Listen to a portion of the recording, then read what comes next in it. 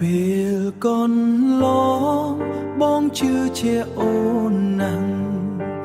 មិនដែលសង្ស័យសងព្រោះបងស្រឡាញ់មាសមេព្រោះទុកចិត្តអូនទុកចិត្តទាំងមិត្តបងដែរស្មានថាអូនស្មោះស្នេហ៍ស្មានធូនស្មោះស្នេហ៍នឹងមិត្តភាពគ្រប់ពេលដែលរលែងយើងតែងទៅជុំគ្នាឃើញអ្នកទាំងពីរចុះសម្រុងបងក៏សប្បាយមិននឹកស្មានសោះអូននឹងគេស្និទ្ធដូចសង្សារក្បត់បងតាមពីពេលណា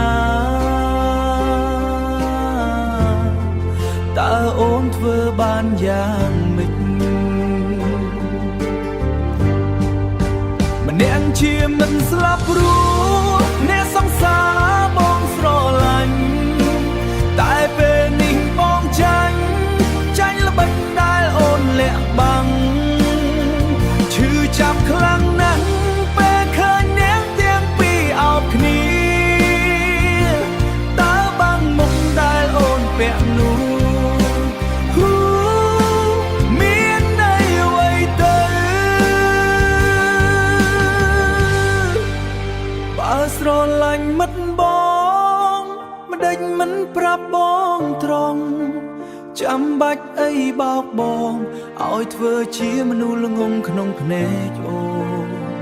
មិត្តភាពរាប់ឆ្នាំធ្លាប់សាងពិតជាសាបសូ